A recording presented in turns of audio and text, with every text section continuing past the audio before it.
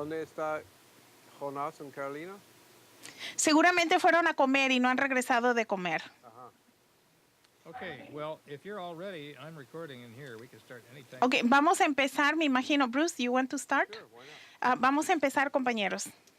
Okay, so Bien, it's been a while since I've given hace mucho tiempo que he dado una clase en México y les pido disculpas por tener que hablar en español, pero es que su español está un poco oxidado en estos You're doing it días. simultaneously, right, Gabi? Sí, estoy traduciendo. Yes. Yes, okay. Yes. So I don't have to pause after each sentence, right? Yeah, no, you don't have to. Okay, good. All right. So but since Fernando asked that I give Como Fernando pidió que hiciera una clase y él habló con Ingrid Ilia the suburb of Mexico City known as Erbenheim. en el suburbio de la Ciudad de México que se llama Eberheim en Alemania y sugirieron que hablara del material que presenté en Some Wiesbaden, of which I was supposed to give at the conference, que era but for time parte de lo que iba a dar a la conferencia, pero por no haber tiempo no pudo hacerlo.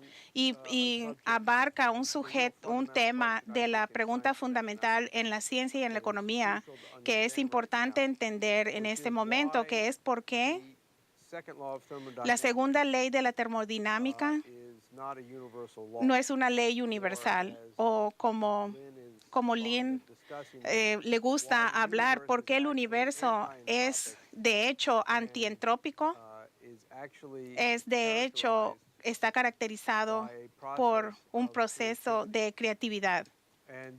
Y esto es muy importante porque aunque la mayoría de la gente no tiene una idea de lo que es la ley de la termodinámica, la segunda ley, ni entienden la cuestión de la entropía, creen en esta idea de la entropía como una doctrina religiosa, como una secta, que gobierna todo lo que piensan de cómo funciona el universo. Y en Alemania abordé esto con el caso de alguien que a ustedes oyeron mencionar, porque Helga lo ha mencionado muchas veces, este profesor alemán que se llama Hans Joachim Schellnhuber, que es el que encabeza la comisión de asesora a la Cancillería alemán sobre el tema del cambio climático, y también es uno de los principales promotores de reorganizar a toda la economía mundial y las instituciones políticas por el propósito que él le llama la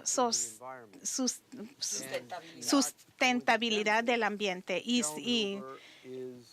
no es coincidencia que este individuo se le nombró, le dio un título nobiliario, la reina de Inglaterra. Es un ciudadano alemán, pero es leal a la reina de Inglaterra, quien reconoce esa lealtad dándole este título nobiliario de comandante del Imperio Británico. Y él es muy prominente a nivel internacional, incluyendo también en México, aunque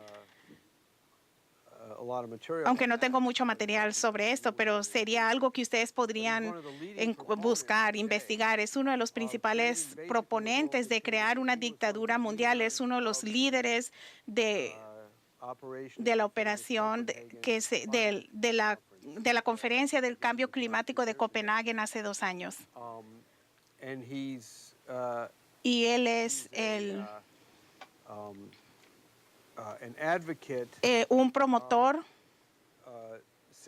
de decir que cada gobierno nacional tiene que abandonar renunciar a su soberanía sobre su economía y de sus instituciones políticas, y que se sometan a la organización de lo que él llama una institución internacional que ya se modelará a la Unión Europea, a las Naciones Unidas o algo más grande.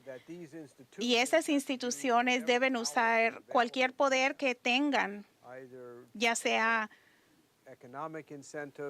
incentivos económicos o políticos o regulación, para gobernar todo aspecto de la economía y el comportamiento humano con el propósito de crear lo que él le llama un ambiente de sustentabilidad. Y lo que él significa con eso es un ambiente en el que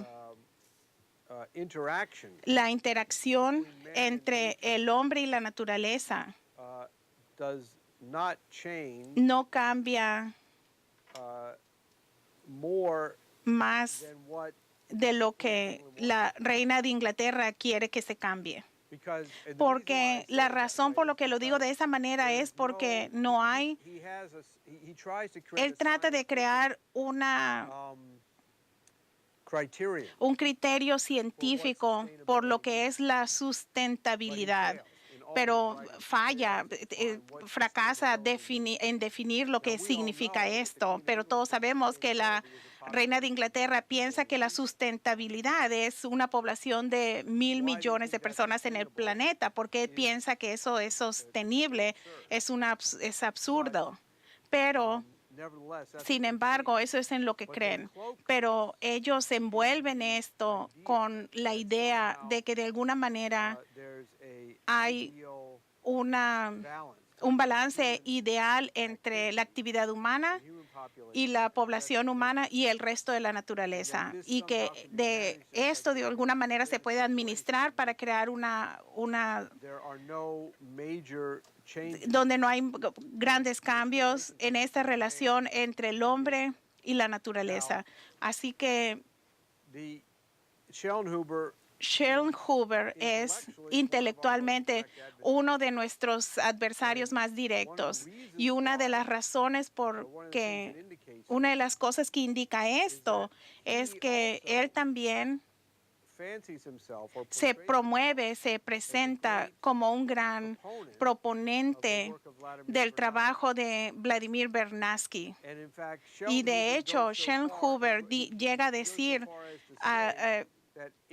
que si podemos crear instituciones internacionales que sean la policía del comportamiento humano para esta meta de la sustentabilidad, entonces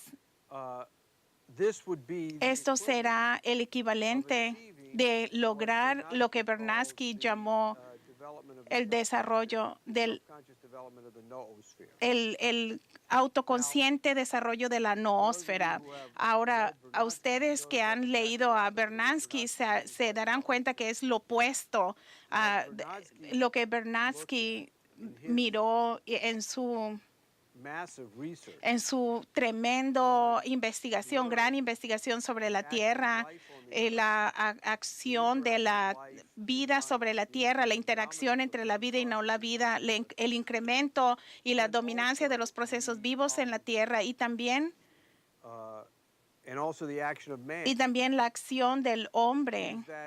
Es que cuando uno mira al desarrollo de la Tierra misma, ven que ambos, la Tierra, los organismos vivos, la interacción de los organismos vivos con la Tierra y la relación del hombre a estos organismos vivos y la Tierra es una que siempre va de menor a mayor nivel de organización y podemos medir este incremento de menor estados de organización con cosas del flujo de la densidad energética de estos procesos. Han visto el trabajo de los jóvenes del sótano donde hablan del camino evolucionario que va siempre de menos complejo a más complejo organismos vivientes. Y incluso aunque haya extinciones masivas, el resultado neto de esas extinciones es el dominio de los organismos que tienen una densidad del flujo energético mayor que antes de esa tremenda extinción. Así que es una característica demostrable de la vida que va en la dirección de menos complejidad a mayor, del menor flujo de la densidad energética a mayor. Y si vamos a la economía humana y ven a la historia humana, ven que la humanidad también va en esa dirección, que vamos de una forma de organización social, una forma de poder económico que es menos organizado, menos complejo, menos división del trabajo, una menor densidad del flujo energético que está disponible para los miembros de la sociedad a un aumento. Y es la característica de la sociedad humana que remota no solamente a lo escrito, pero se encuentra en los escritos históricos. Cuando miramos a la vida y a la humanidad, vemos esta dirección de lo que LaRouche le llama antientrópico, y voy a adentrarme en ese término que va de menor a mayor estados. Y también sabemos especialmente nuestros, y me refiero a lo más reciente en los últimos 150 años, la investigación en la física, especialmente la astrofísica, vemos más y más evidencia, mayor evidencia que confirma lo que sabemos de Kepler, que esto también es una característica del universo como en su totalidad, que como Kepler, cuando Kepler miraba al sistema solar, él vio un sistema planetario que se organizaba en una manera muy de mucha estructura y organización, un estado armónico que era consistente y congruente con el desarrollo de la mente humana, con los poderes creativos de la mente humana. Y cuando nos adentramos más al universo con todo el trabajo que se ha hecho desde Kepler, con los avances en la astronomía y la instrumentación, etcétera, ambos en aquellos aparatos que ven hacia lo largo, pero también hacia lo pequeño. Vemos toda la evidencia que se ha obtenido con estos tipos de investigaciones experimentales, indican que el universo físico a donde miremos está imitando lo que acabo de decir sobre la vida y el hombre, que vamos de menos complejidad, una relación y a relaciones más complejas, de menores estados a mayores estados.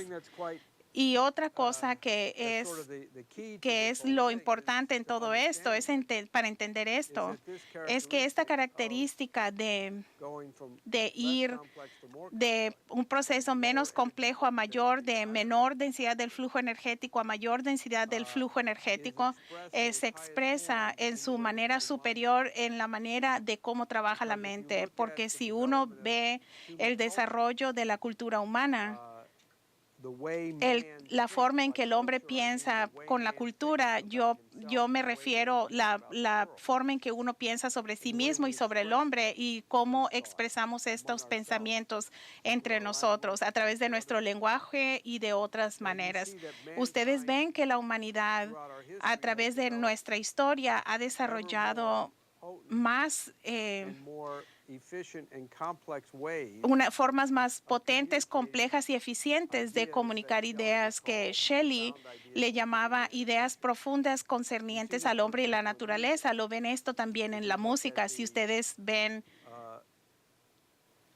lo que conocemos sobre la historia de la música, tenemos evidencia arqueológica, por ejemplo, de estas flautas y campanas de hueso de sociedades antiguas que estaban entonadas en el sistema bien temporado, y tenemos esta evidencia arqueológica que la música era muy conectada a estas culturas antiguas, y no lo encontramos en los animales. En los animales oyen sonidos como los pájaros interpretan, pero no esta organización de la naturaleza por el propósito de tocar música es único al ser humano. Y cuando ustedes ven al desarrollo, es un desarrollo lento y no es parejo, pero sin embargo, cuando uno piensa sobre la música de las culturas antiguas y el desarrollo del poder de presentar ideas musicales a través de, por ejemplo, los últimos cuartetos de Beethoven. Ven en este ejemplo puro del pensamiento humano una tendencia una tendencia hacia ideas más superiores y más poderosas, ideas que si ustedes ven la fuga mayor de Beethoven o el opus de Beethoven de 132, el opus 32, ven en sus composiciones musicales una densidad de ideas que nadie ha sobrepasado y nadie ha compuesto antes que él. Y ustedes ven lo mismo en las ideas científicas.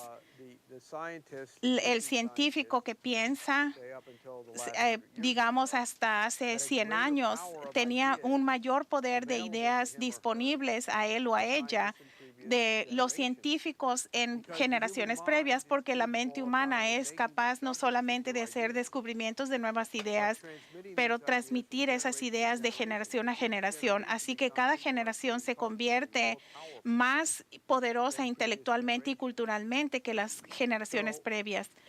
Así que el efecto de esto, como ustedes están familiarizados cuando ven esa gráfica de la población que Lynn usa todo el tiempo, el efecto de esto muestra que el hombre es la única criatura que tiene un incremento en el crecimiento de su población sobre el planeta y también un aumento del potencial relativo de la densidad de población.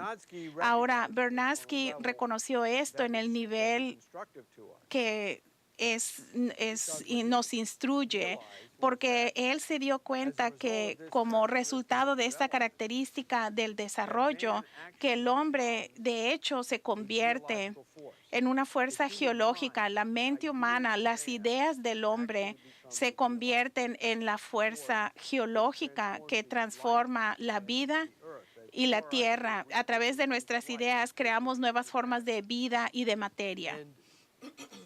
Y más, a medida que desarrollamos, vamos fuera de la tierra y empezamos a ejercer este poder de influencia de la mente humana sobre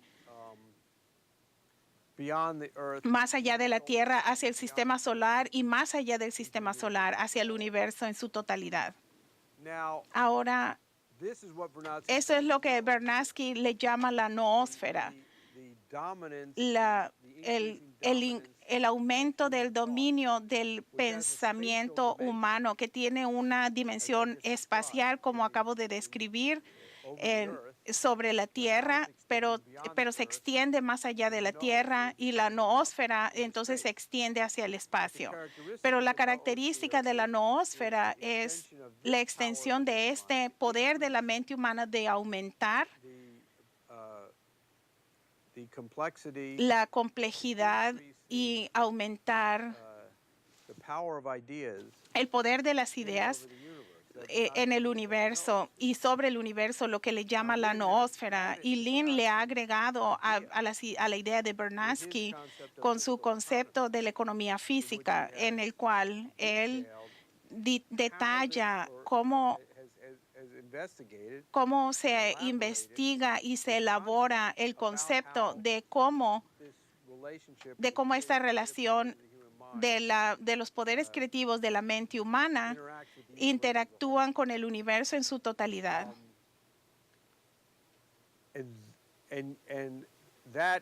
Y esto va en contra de lo que el Imperio Británico, la idea del Imperio Británico, que es oprimir los poderes creativos de la mente humana y crear un universo que es sustentable desde el punto de vista de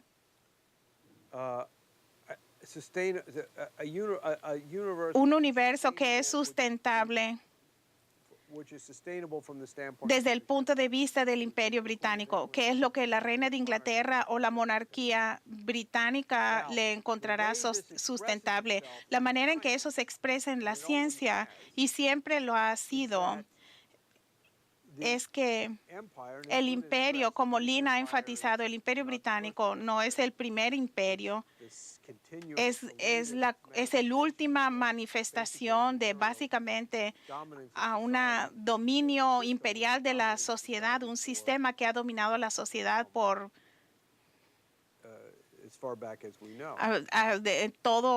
hasta lo que se conoce. Y siempre el imperio ha tratado de justificar sus políticas sobre el hombre, sus políticas creando teorías científicas que intentan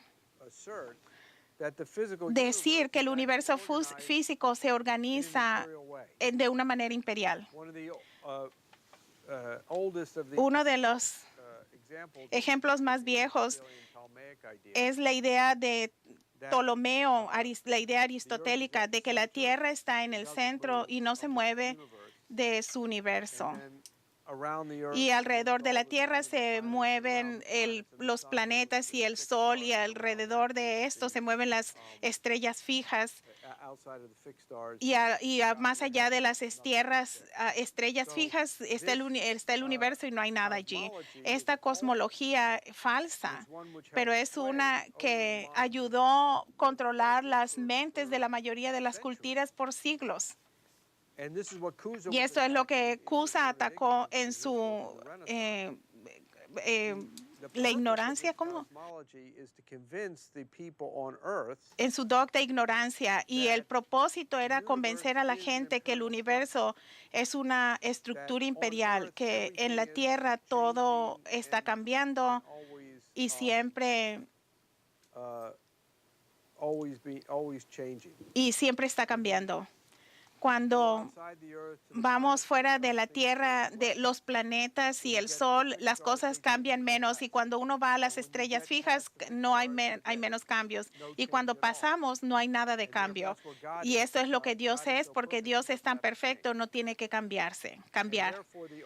Y por lo tanto, lo único en la Tierra que imita a Dios es un sistema imperial, que es donde la única persona donde siempre está fijo y nadie puede cambiar excepto por decreto del emperador.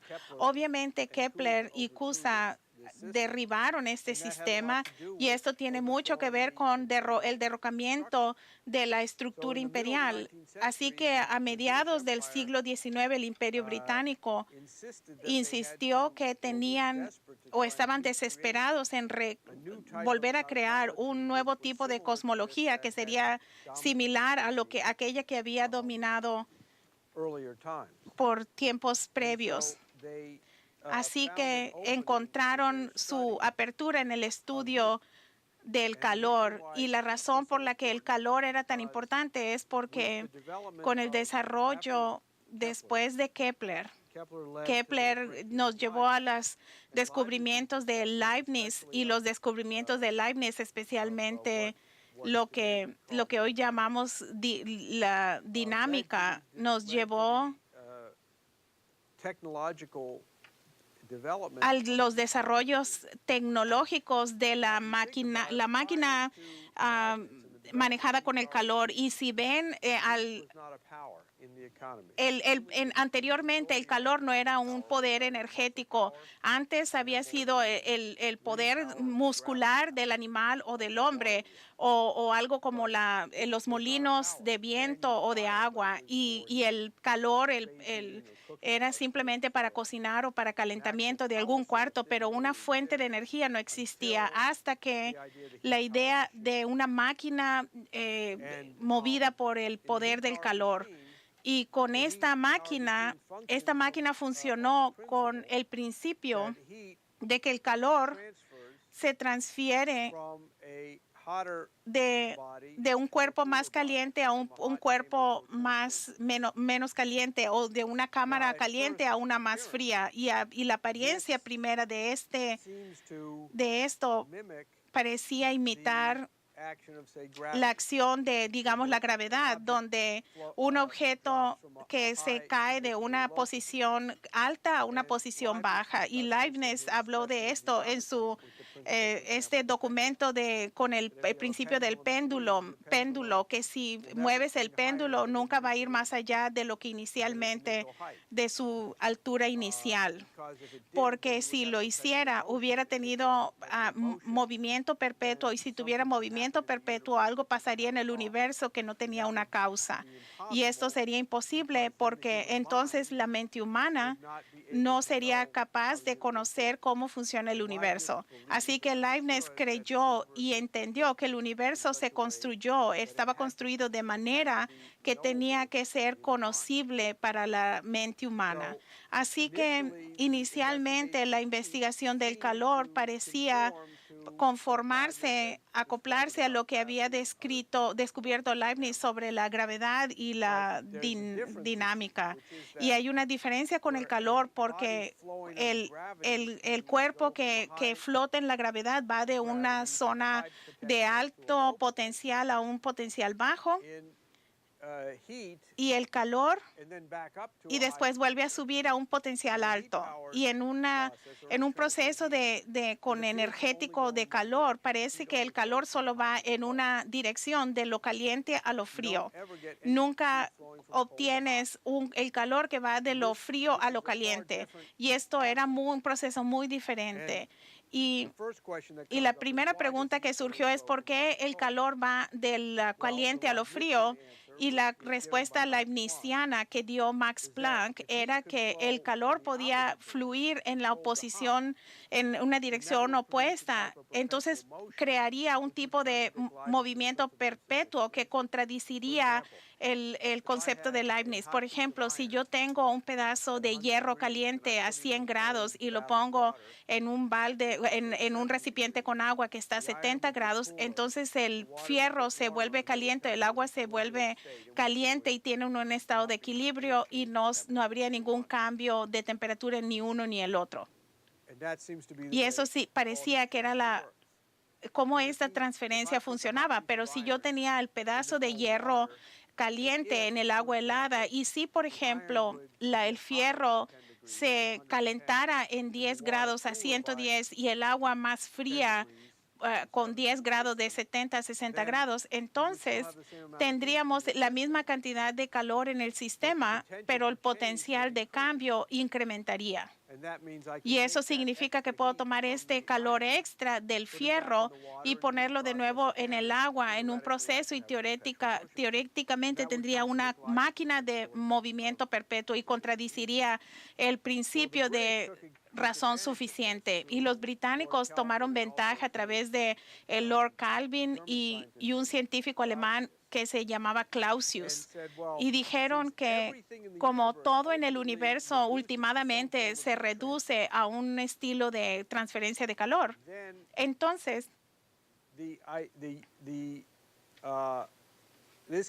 esta característica del calor, de siempre tender a este equilibrio, debe ser una característica del universo como en su totalidad. Entonces, el universo debe tender de un estado mayor, a un mayor potencial de cambio hacia el equilibrio, donde no puede ocurrir más cambio. Muy imperialístico, que la característica general del universo es buscar estados de equilibrio. Y Lord Kelvin fue tan lejos como decir que esto nos decía de antemano la muerte del universo por calor, donde no ocurriría movimiento. Y esta idea falsa la metieron a la cultura, convencen a la persona de que el paso último del universo es hacia nada, hacia la nada. Y por lo tanto, sin importar lo que el hombre pueda lograr en lo pequeño, si el hombre producir grandes civilizaciones, trabajos de obras de arte, grandes logros, esto de todas maneras sería por nada, sería sin valor, porque el universo trabajaría en contra de este progreso para tratar de establecer un equilibrio. Y esto es Sheldon Hoover y la idea de los verdes de la sustentabilidad. Y es más sofisticado porque dicen el universo, la Tierra no está en no está en un estado de equilibrio, no está en un estado de equilibrio, sino en un estado de cambio.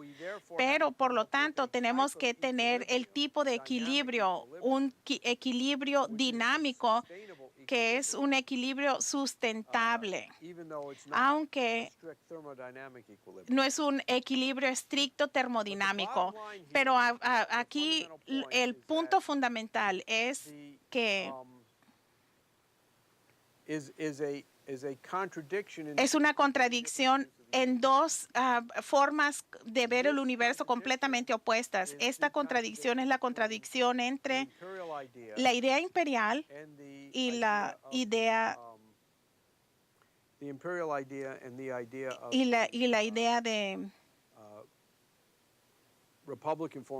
de idea de humanista republicana, y esto nos lleva y esto se reduce a esto: la idea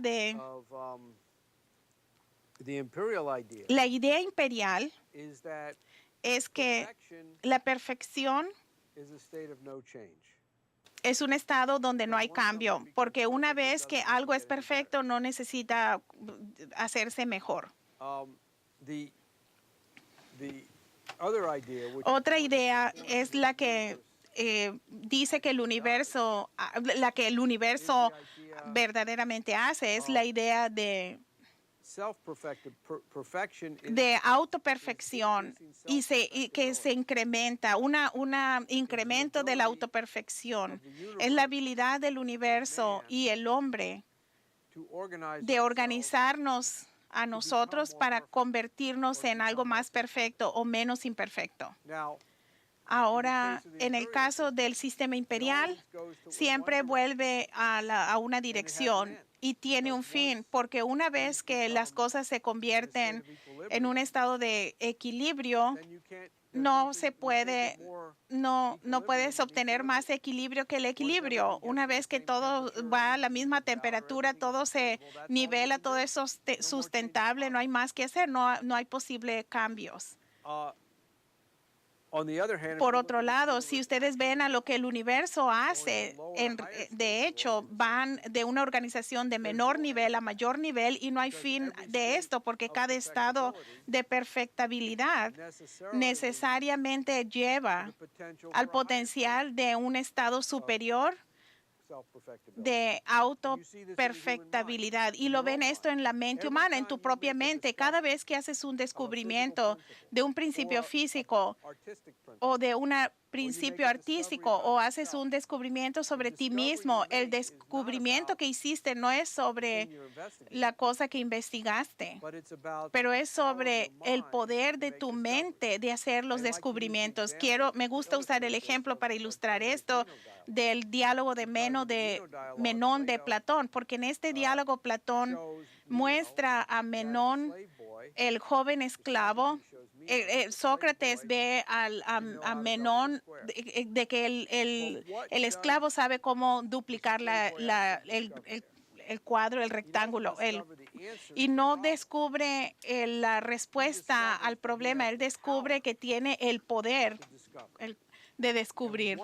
Y una vez que él ha descubierto que tiene el poder de descubrir, cambia toda la naturaleza de su personalidad y también la naturaleza de todo lo demás, porque Menón es enfrentado con el hecho de su visión de la sociedad y del hombre, es derrocado con la demostración de que alguien que él piensa es solo sustentable en su estado de ignorancia, tiene el poder creativo de hacer un descubrimiento. Y el joven esclavo descubre no solo cómo duplicar el cuadrado, pero tiene el poder de hacer descubrimientos. Y una vez que él solidifica ese poder de hacer descubrimientos en sí mismo, entonces tiene mayor poder para hacer más descubrimientos, y no hay un fin a ese proceso. De hecho, no termina incluso con la muerte del individuo, porque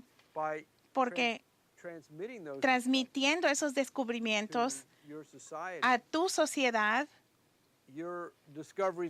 tus descubrimientos continúan incrementando el poder mucho después de que has muerto, igual como Sócrates demuestra en este diálogo de Menón, continúa ganando poder de generación en generación, como cuando es redescubierto en un contexto completamente diferente. En otras palabras, como nosotros empecemos ahora del diálogo de Menón, es mayor en su significado que incluso lo que Sócrates o los contemporáneos de Platón, porque vemos esto a través de el poder que incrementa de la mente que ha desarrollado sobre los siglos desde entonces como resultado de lo que Sócrates y Platón demostraron.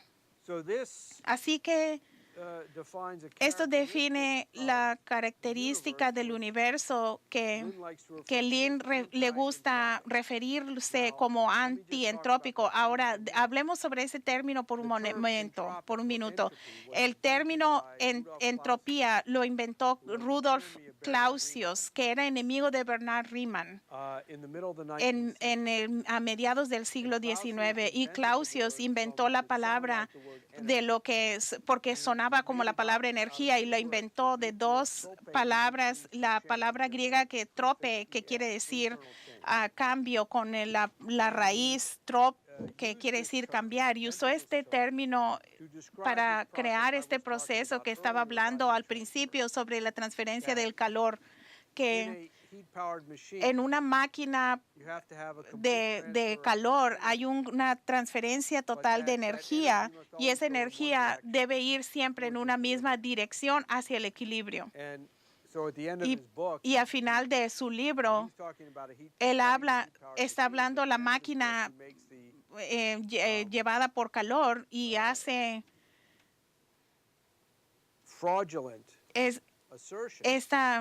dice este fraude de que la energía del universo siempre es constante, y la entropía del universo siempre está incrementándose, y él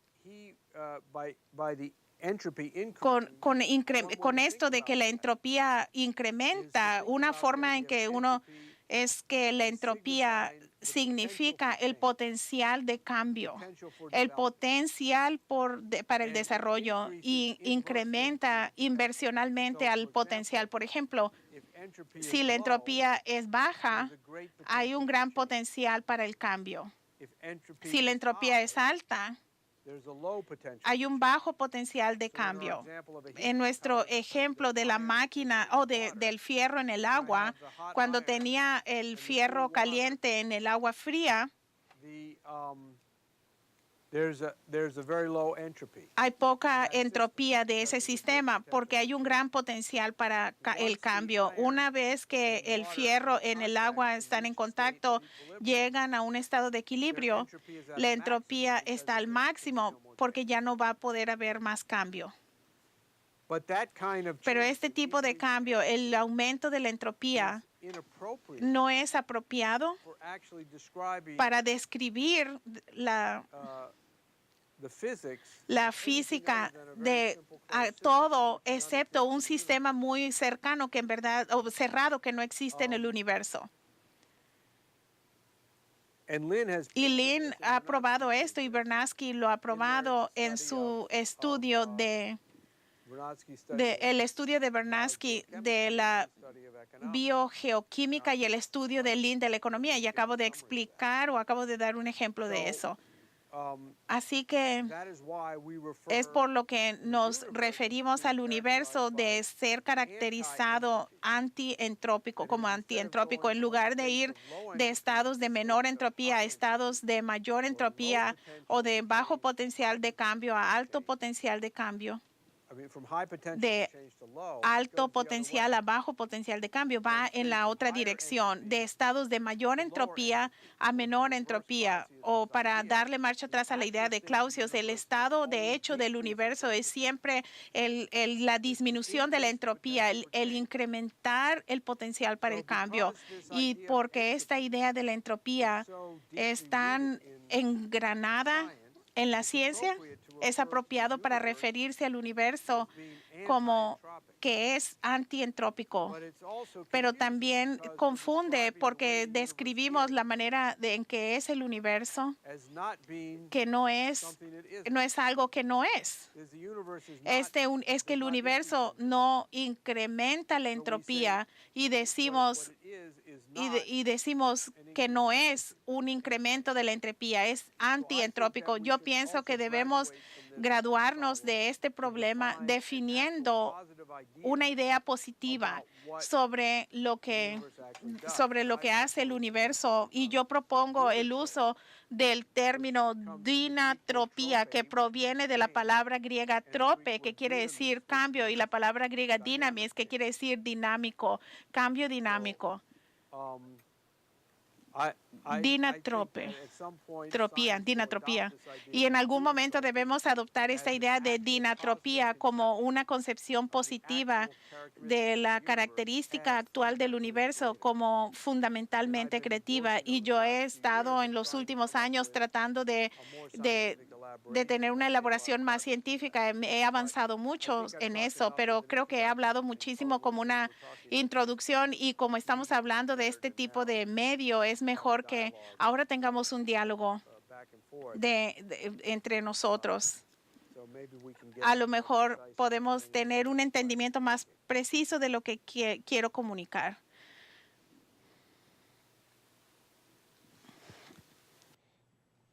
Good. What's going on here? Pueden hacer preguntas. Abran el micrófono y él quiere tener ahora un diálogo, compañeros.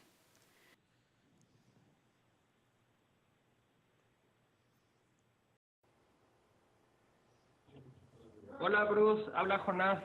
Ah, Jonás, ¿cómo estás? Bien, bien. Oye Bruce, bueno, pues nada más para ahondar un poco más en en la discusión, ¿no?, que hay entre el concepto de entropía y el concepto de que el universo es armónico.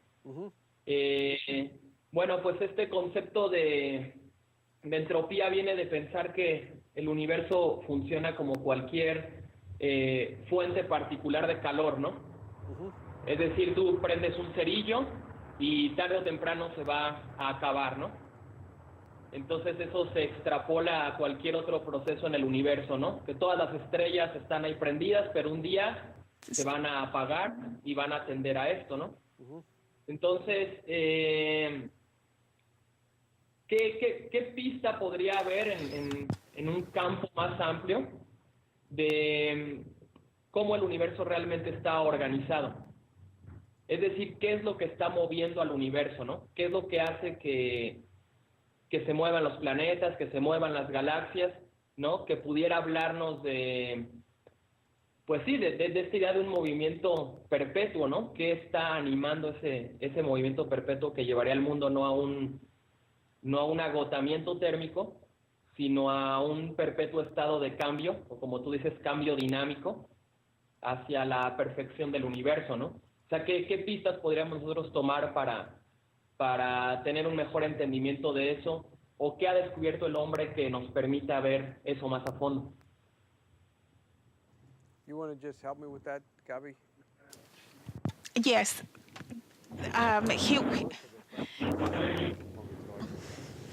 sure I get it all.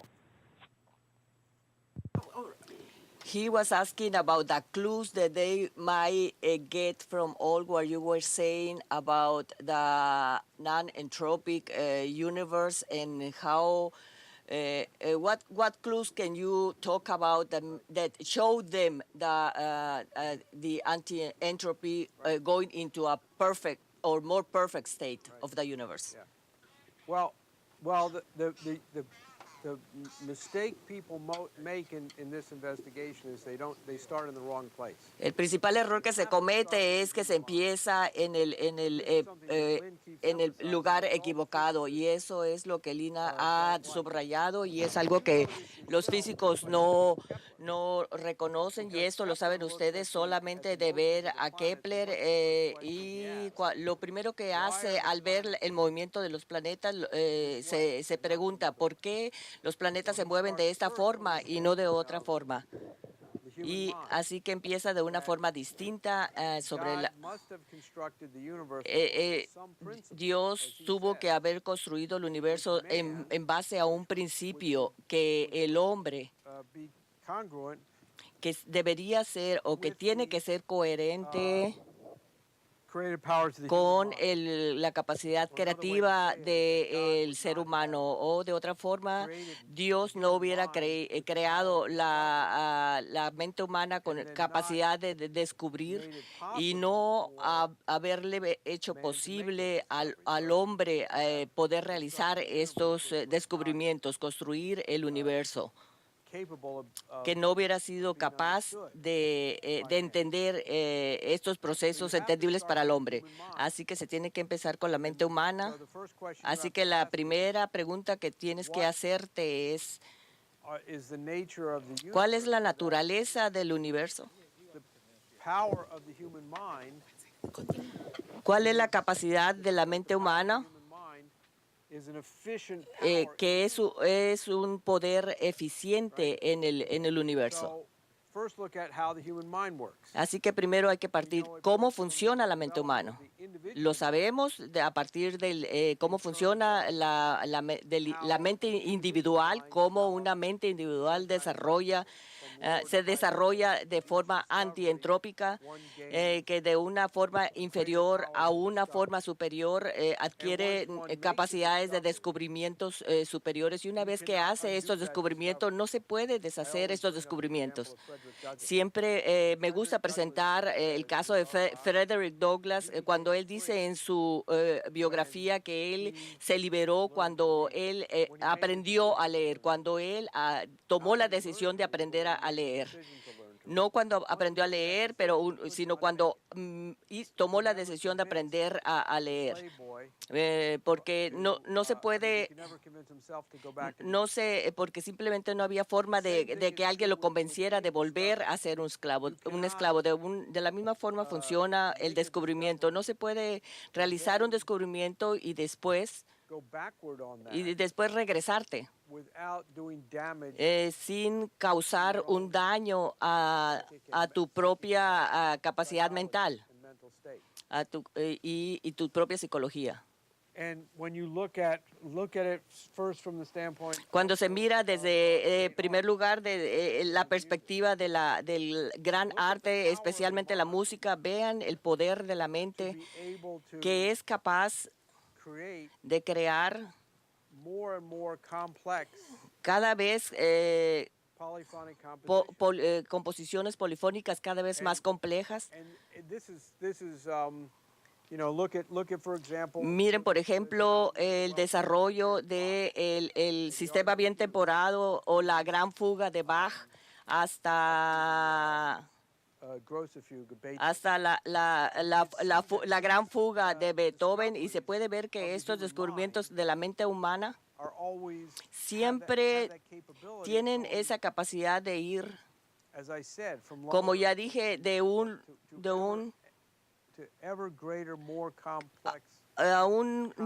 con conceptos cada vez más complejos que incrementan la capacidad del ser humano y el conocimiento que el hombre tiene del universo, no solamente del universo, sino de sí mismo. Y después pregúntense ustedes mismos, y después se preguntan, ¿qué es lo que está sucediendo en el universo y qué se conforma con esto? Y es todo. Por ejemplo, tomen el caso de la cangrejo. Y esto, cuando vemos la nebulosa del cangrejo, empecemos. La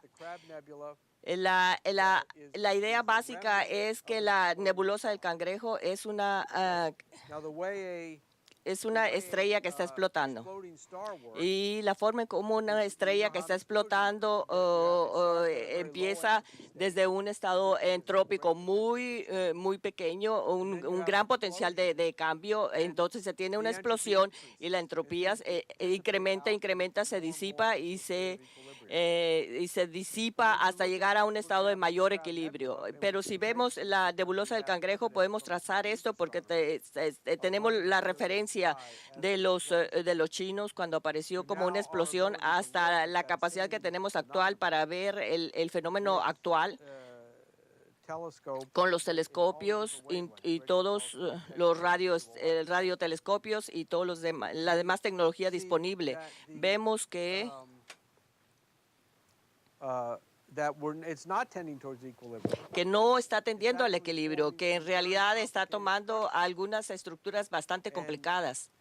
The evidence Y is que la evidencia de esto es que las estructuras, y esto está sucediendo en un periodo de tiempo muy largo, y las estructuras que se están formando están creando nuevas formas de la materia que anteriormente no existían. Y se ve mucha de esta evidencia cuando se considera especialmente investigations of galaxies, las investigaciones de las galaxias other astrophysical y otros fenómenos astrofísicos, como lo que estábamos viendo con la nebulosa del Cangrejo.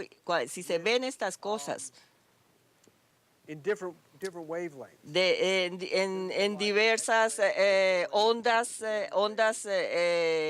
las gamas, las gamas y si se ve todas estas diversas frecuencias y se ponen juntas, entonces se puede ver el desarrollo Complex structures, like de the one I estructuras saw muy complejas, como una que acabo de ver recientemente, que es muy fascinante y creo que ustedes lo pueden buscar fácilmente en Internet. Había una foto de una galaxia que creo que se llamaba Hércules E, juxtaposed y estaba justapuesta, era una foto justapuesta con una luz invisible de luz y una frecuencia de radio. Y galaxy appeared in the picture I saw about that big. lo que yo podía ver es era una gran distancia de la Tierra, pero extendiéndose en esta galaxia enorme, Radio wave y que estas galaxias, esas estructuras que se estaban viendo en la galaxia, en el espectro de esta galaxia, hypothetically by eran causados hipotéticamente con rotating electron will produce unos electrones que se estaban moviendo a una velocidad, estaban girando a una velocidad muy elevada, y estas eran on the radio wave. movimientos enormes. So think about the dimensionality of that. Así que piensen en la dimensionalidad de esto. Era una estructuras enormes del universo que Producing están produciendo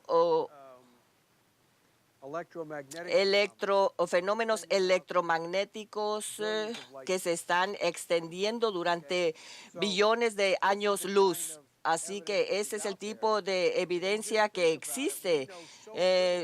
Si piensan ustedes, sabemos tan poquito sobre la forma en cómo realmente funciona el universo, porque fue hasta 1920 cuando nos dimos cuenta de la existencia de otras galaxias. Así que estamos hablando de menos de 100 años de conocimiento.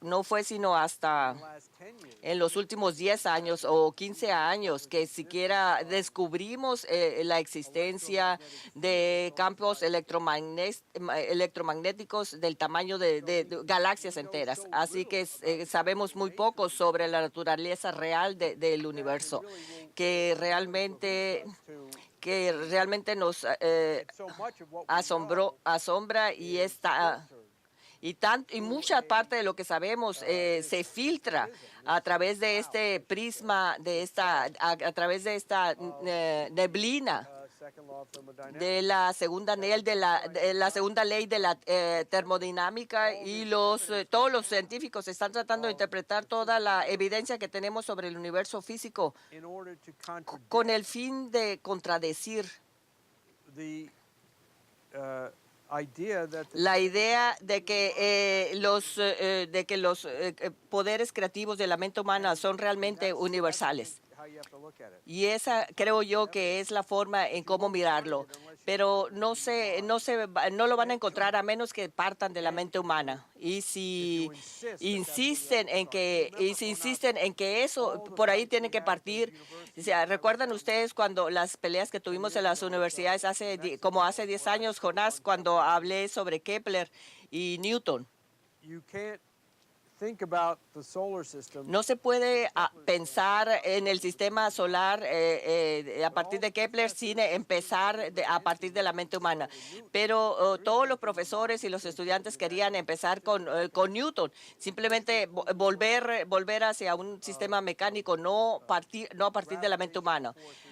Simplemente hablar sobre acciones gravitacionales, acción a distancia, sin un espacio donde se intervengan, que se conforman a simples leyes matemáticas. Y lo que la mayoría de la gente objetaba es que así tiene que funcionar el universo, porque si el universo funciona como Kepler dice que funciona, entonces tiene que haber un poder de la mente sobre el universo. Y la gente se enojaba, ¿recuerdas eso? Entonces, si no piensas, si no tienes confianza en la mente humana, no tienes confianza en ti mismo. Por eso tenemos una ventaja en el poder creativo de la mente humana, que ha producido tremendos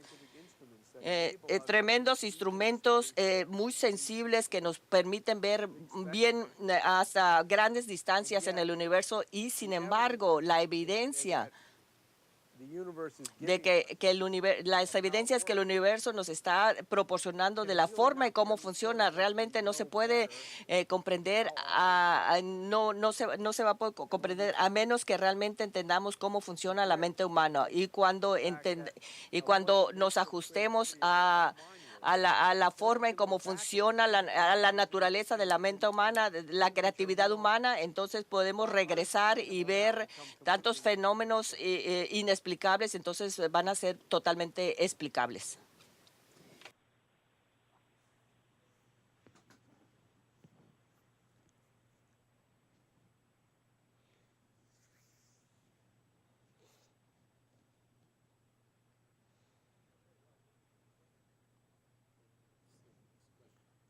Next question.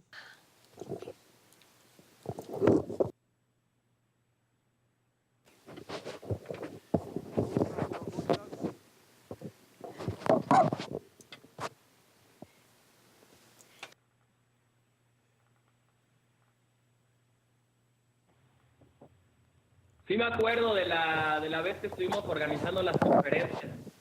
Estuvo bastante divertido. He said, I'm sorry. He said that he does remember those fights in the university, and it was very fun. Yeah, right. They sure was. I remember them too. Yo también me acuerdo de ellos, y sí, realmente fueron divertidos. We should have some more. Deberíamos de tener más de esas cosas. You should Sí, come, pues, Bruce. Yeah, well, let's try and figure out if it can be done. Debemos de planearlo para poderlo hacer. Claro. Yo tenía otra, continuación de la pregunta. Of course, he had a continuation of the same question. Go ahead.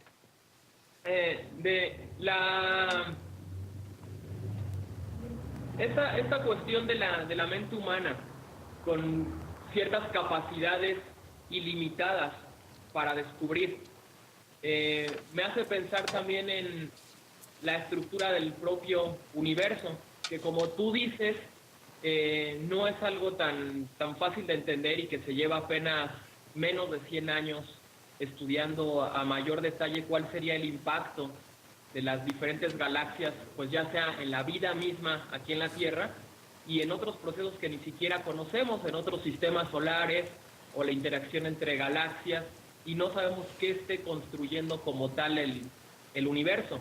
Lo que sí sabemos es que nuestra mente es congruente es una mente armónica, ¿no? Lo podemos ver en nuestro entendimiento cada vez mejor del universo en el que vivimos y esa capacidad ilimitada. Entonces, bueno, a mí lo que me surge como pregunta es saber, bueno, a lo mejor es una pregunta muy difícil, ¿no? Pero ¿por qué está limitado el universo? O sea, si el universo realmente tiene límites, porque en realidad los límites se convertirían en otra parte del universo. Y asimismo, los límites fuera de los límites se convertirían otra vez en parte del universo. Entonces es como una idea bastante contradictoria para la mente humana el pensar en los límites del universo. ¿Cómo se debe de abordar esa paradoja? He's saying that the mind, you got the first part about the mind. What was he saying at the end about Well, his question was, why is the universe limited? Why does it have limits? And beyond those limits, there is more universe going on, and that is the second universe will have also its own limits and so forth. So that was yeah, well, it's a kind of paradox he wanted to idea of the see. multiverse. But the point is, when we speak about universe, we speak about the whole thing. Cuando hablamos del universo, no estamos hablando de todo. Y yo sé que hay esas teorías de los multiuniversos. Pueden incluso elaborar una gráfica geométrica Of the existence of sobre la existencia de universos que están por fuera de nuestro conocimiento. but once we know about them, Pero una vez que conocemos estas cosas, si es que realmente existen, entonces forman parte empiezan a formar parte de nuestro universo, porque es el universo, es lo que es en realidad lo que nosotros podemos pensar. El universo solamente está limitado por nuestro conocimiento del universo. Si ese conocimiento no tiene fronteras, puede tener una especie de frontera, una especie de límite en cierto momento, porque nuestro conocimiento en un momento dado está limitado, pero incluso en este conocimiento limitado podemos lanzar hipótesis sobre el universo que no conocemos. long as those things are Y consistent, en tanto que can come up with evidence of those things, estas cosas existen y podemos tener evidencias de que estas cosas existen, podemos unlimited. I'll give you an example. podemos ver los límites. Les quiero dar un ejemplo de Planck. Planck makes the point Planck subraya que if you think about si the way piensan science used to work, en la forma en cómo la ciencia solía funcionar, solía boundaries based on tener límites definidos por la percepción sensible. Estamos hablando de la acústica que se refiere a las cosas que podemos escuchar, la óptica referida a las cosas que podemos ver, o el calor que referido a las ciencias, a lo que podemos tocar. Pero entre más progresa la ciencia, the more más más nos damos cuenta que podemos things we thought were que las separate cosas que pensamos que estaban separados, que eran fenómenos por separados, son en realidad la misma cosa. Por ejemplo, la electricidad y el magnetismo, que son simplemente dos formas de la misma cosa. El calor y la luz son simplemente dos formas distintas de la misma cosa. Solíamos pensar que el calor era diferente de la luz porque percibíamos el calor a través del tacto y la luz por nuestra vista. Pero obviamente hay una relación porque cuando calientas un cuerpo físico emite luz y cuando se tiene cuando se vierte luz sobre un cuerpo físico, entonces se calienta, y entre más experimentos se hacen, se puede ver que hay una relación entre la luz, the color of the light el color de la luz, la intensidad de la luz and the physical reaction. y las reacciones físicas del universo. El calor que los emite o que los absorbe el calor.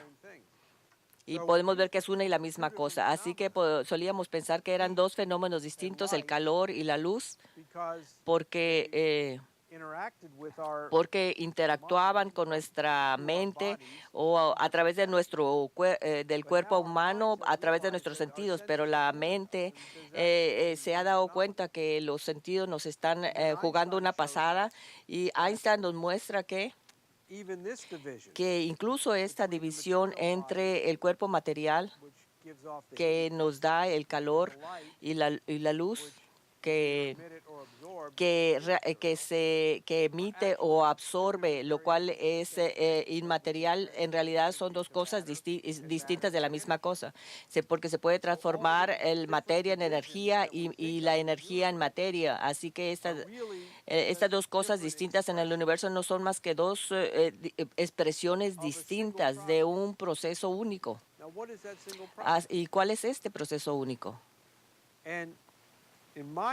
En mi mente, este proceso único en realidad tiene que entenderse como creatividad per se.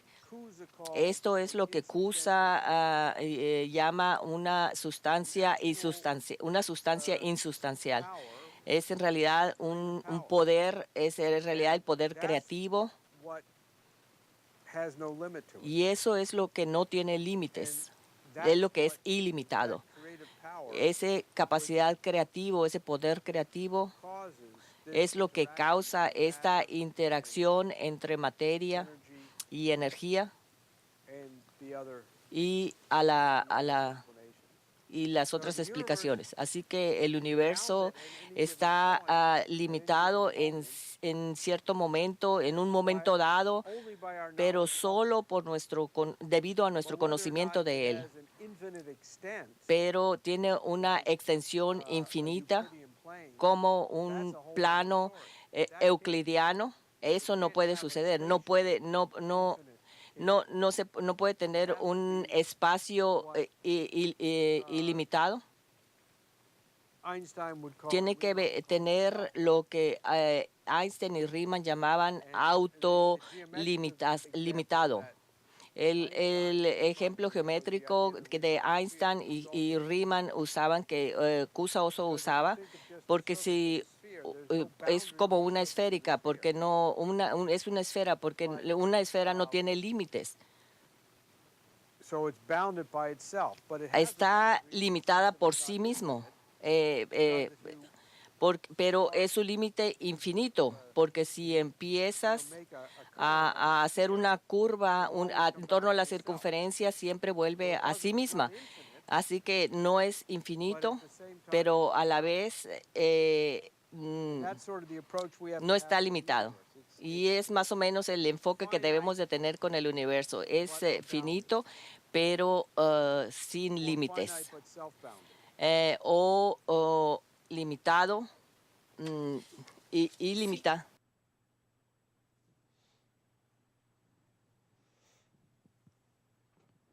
Autolimitado.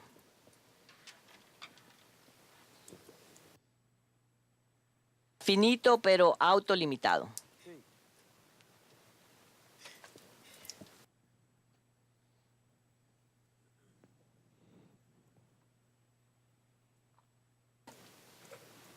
Sí. Soy Blanca. This is Blanca. Blanca, hello. Hola.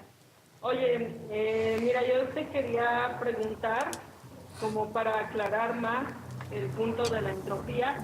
Aquí hay algunos chicos que son del Instituto Politécnico Nacional y la mayoría, bueno, están como en las áreas de ingeniería y de química.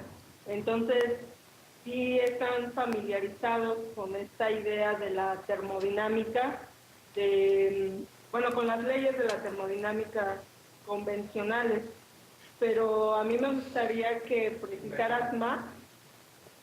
precisaras un poco más sobre, cuáles son las implicaciones de que la gente acepte esas leyes. Tú lo desarrollaste en la conferencia un poco con este ejemplo del ecologismo, con este ejemplo, bueno, no sé, yo creo que también de manera más contundente podrías abordarlo más en el tema de la economía, pero también a lo mejor digo es la primera vez que ellos vienen a una clase como esta y pues quizás están ahorita un poco tímidos, pero quizás sí tendrían como la curiosidad de saber por qué nosotros estamos presentando estos temas y qué implicaciones tienen para su mente y para la sociedad el que sí creamos en esta segunda ley de la termodinámica. There are some Polytechnic students around who are familiar with the thermodynamics laws, so she will want you to explain a little bit more, although you already talked about it in some sense, but go more in depth about the several laws of thermodynamics and why do we think that they are not correct? Well, this is a subject which is even more touchy than Newton. Bueno, este es un tema que es incluso más delicado que para mucha de la gente que el caso de Newton. Incluso pueden encontrar videos en internet en una reunión que hubo en el MIT tenían gente de expertos sobre termodinámica de todas partes del mundo, todos tratando de explicar la segunda ley de la termodinámica. Y había cosmólogos, filósofos, profesores de química, maestros, y todos estaban tratando de decir qué tan difícil es de explicar a la gente la segunda ley de la termodinámica, hasta que uno se paró y dijo y dio toda la historia de los intentos de intentar probar la segunda ley de la termodinámica, y realmente ninguno de los experimentos realmente era una prueba rigurosa. Al final un profesor se paró y se dice, bueno, yo totalmente estoy de acuerdo con lo que usted dice, porque la segunda ley de la termodinámica, si tuviéramos que probarla, entonces no sería una ley. Entonces el matemático que estaba dando la conferencia dice, bueno, yo estoy totalmente de acuerdo en que la segunda ley de la termodinámica es una ley válida, pero quiero que ustedes entiendan que esto no tiene comprobación. El problema es que esto está tan intrincado, esto está tan enredado con política que se ha convertido en una especie de creencia falsa, como una secta, algo que la gente cree, siente que en lo que tiene que creer. Porque un momento, por favor. Bolchik, come here. Tengo que calmar a mi perro. La segunda ley de la termodinámica se ha vuelto un culto de tal características porque hace que todas las matemáticas salgan bien, pero la física de esto sale mal, no sale bien. La mejor forma de enfocar esto, de la segunda ley de la termodinámica, y les puedo garantizar que todos los estudiantes tecnológicos han hecho, es estudiar rigurosamente a Max Planck sobre la termodinámica, porque realmente él es el que pone en términos rigurosos la termodinámica. El punto que él hace es que no estás bregando con un problema de la termodinámica, sino que estás enfrentando un problema de varios axiomas. Es más o menos lo que con lo que Gauss tiene que bregar en la cuestión por un lado se tiene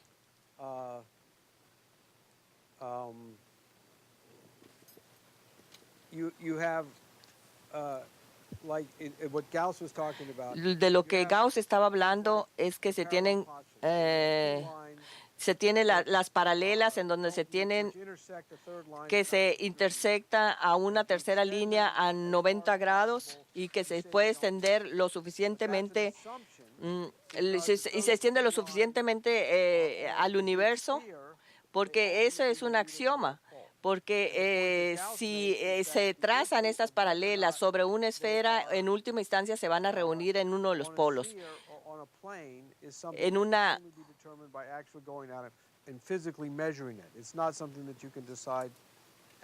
En una esfera o en un plano es algo que no se va a poder mostrar matemáticamente, pero Planck dice que la cuestión de la termodinámica, él dice que el punto fundamental del que estás hablando, con algo como lo que la segunda ley de la termodinámica es que dices que un proceso físico existe en el universo que no es reversible. Bien, porque dices que la entropía solamente se incrementa, nunca se disminuye. Y esto es verdad no solamente con las cosas que comprenden el calor, pero otros procesos.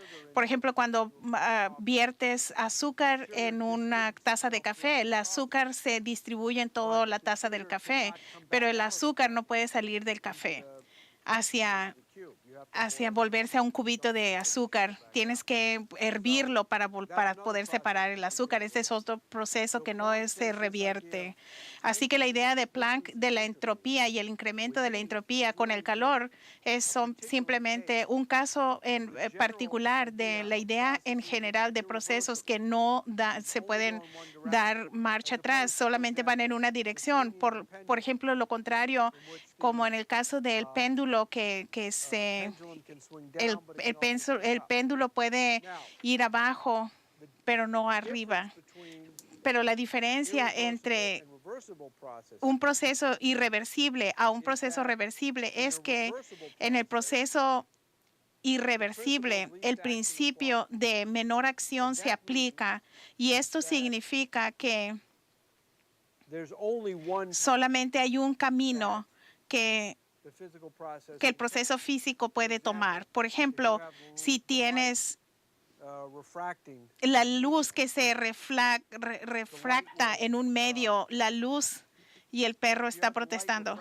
Si tienes a la luz que se refracta en un medio, va a tomar el camino de menor tiempo, y hay solamente un camino de menor tiempo. Así que si la luz empieza en el punto A, hay solamente un lugar B donde va a terminar, que es el punto B.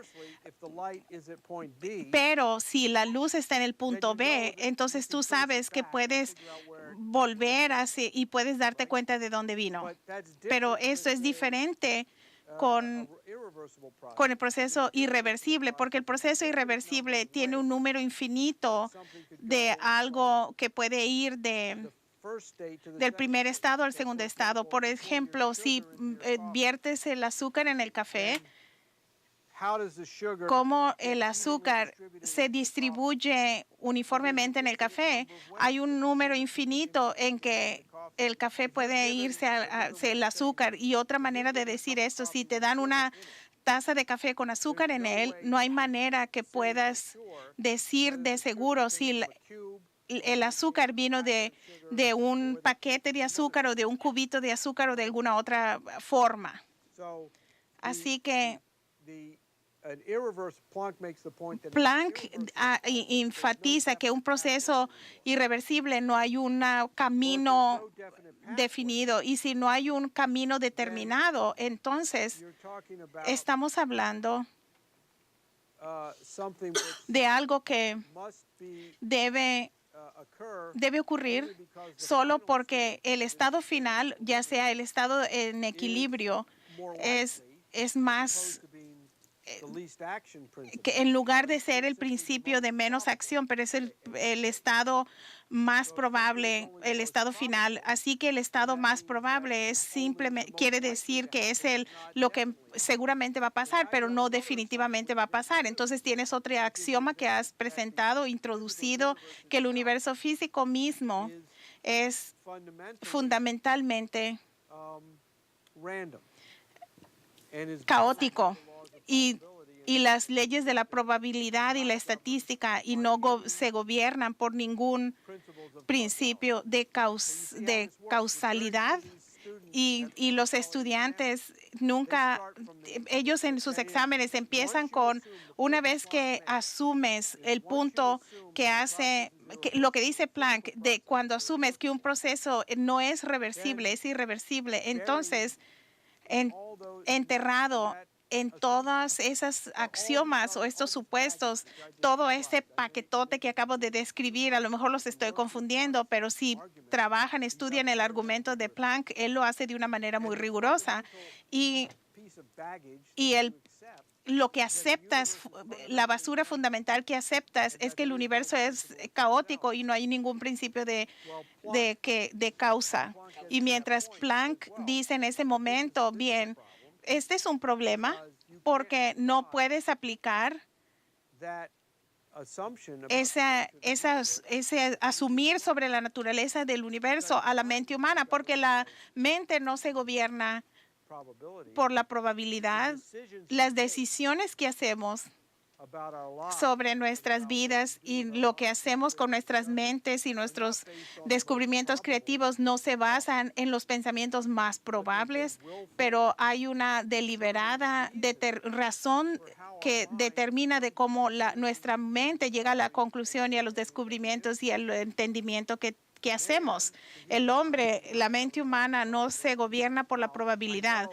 Ahora ya sé que hoy día la gente asume que todo el pensamiento humano es simplemente el efecto de interacciones electroquímicas en el cerebro y por lo tanto todas esas son caóticas y por lo tanto todos nuestros pensamientos son interacciones caóticas, efectos caóticos de interacciones electroquímicas, pero sabemos que eso no es verdad porque podemos cambiar las interacciones electroquímicas deliberadamente con nuestros pensamientos y lo podemos probar una y otra vez con los estudios de cómo el cerebro se afecta con cosas que envuelve el pensar. Por ejemplo, la música. Cuando alguien está estudiando la música o está escuchando la gran música clásica, produce un cambio electroquímico en el cerebro y lo mismo ocurre con el efecto opuesto. Si alguien está escuchando música moderna o rock o algo por el estilo, eso produce una diferente química en el cerebro y no puedes contar tu pensamiento como un efecto de interacciones caóticas en el cerebro. Si podemos hacer un ordenamiento del pensamiento, de las ideas, y esto puede cambiar el cerebro. Así que es un sujeto muy complejo y les estoy dando de una manera muy simple, pero les garantizo que ninguno de estos estudiantes que saben algo sobre la termodinámica se han molestado en pensar este proceso rigurosamente de la manera en que Planck lo mostró. Y si ustedes estudian esto desde ese punto de vista, pueden ver cómo lo que uno asume sobre la termodinámica son falsas.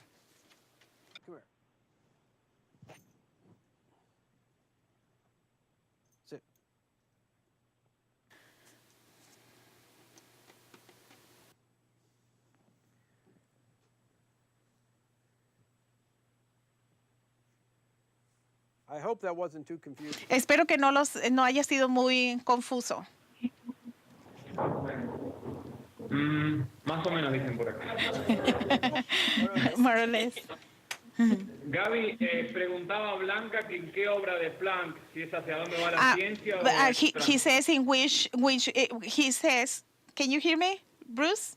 He says in which work of Planck, in which work of Planck you are referring about this study?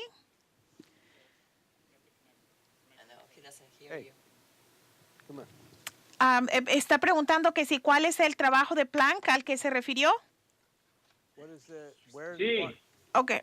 Yes, Bruce, do you hear now that they want to know which study, Planck's study you were referring to? Okay. We didn't catch it. If you mentioned that. Él no lo dijo. There's several. Hay varios, I would recommend, pero recomiendo.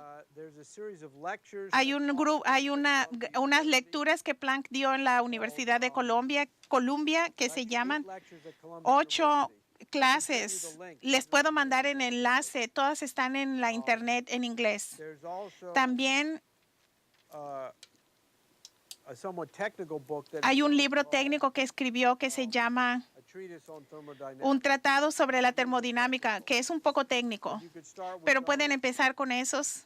And I can scan some Puedo essays that poner uno de los ensayos de Planck que tengo en inglés y puedo mandarlos por correo electrónico a ustedes, donde habla de estas ideas, incluyendo estas lecturas, estas clases. Él habla en todo, casi todo lo que hizo, pero these studies estos estudios probablemente son el resumen el mejor resumen que tienen. Gaby, voy a preguntar yo ahora. Fernando is gonna ask a question now. Con respecto al trabajo ese de Respecting the work of Planck, de a dónde va la ciencia. towards where is science going, Sí. Yo, bueno, de lo que leí ahí de what I Planck read sobre el libre about albedrío, Planck, sobre el libre albedrío, eh, about free will, what I read from Planck. sí, a mí me pareció entender que había un punto, que Planck dice como que hay un punto donde justamente como que la causalidad o las leyes de la causalidad no entran porque no hay forma de como de saber en definitiva qué es lo que va a decidir una persona en tal momento, que es cuando habla del ego, bueno, hace la referencia a la persona. Y quería saber si... Okay, let me hold on un momento. He says that what I read of Planck, I understand that there is a point where the causality laws don't count. That's where he speaks about the ego. That's when he speaks about the person. Sí, y quería saber si esa idea como que es algo que resuelve Larousse como parte también, bueno, de las propias ideas de Larousse en el sentido de que sí... I wanted to como see if que these sí ideas, Lin resolved that with the work of Lin. ¿Qué más? En el sentido de poder entender realmente como pues la causalidad en la intención de una persona, o sea, de lo que va a decidir una persona. In the sense of being able to understand the causality is what a person is going to decide. Yeah, well, Bien. Planck had a better understanding. Planck tenía un mejor entendimiento que eso, pero también Leibniz. Y Planck era un seguidor total de Leibniz. El punto es de que el libre albedrío no es The best way to no es la mejor manera de entenderlo. Pienso que la explicación más corta en el mundo de esta pregunta viene de Beethoven y su dedicación de la Gran Fuga, donde habla en alemán tan riguroso, pero tan libre. free will El libre albedrío is by its very es, nature free. por su naturaleza, es libre, pero no es Arbitrary. arbitrario. And it is a characteristic Y es la característica del universo, una característica misma del universo. Así que separate out no pueden separar la cuestión del libre albedrío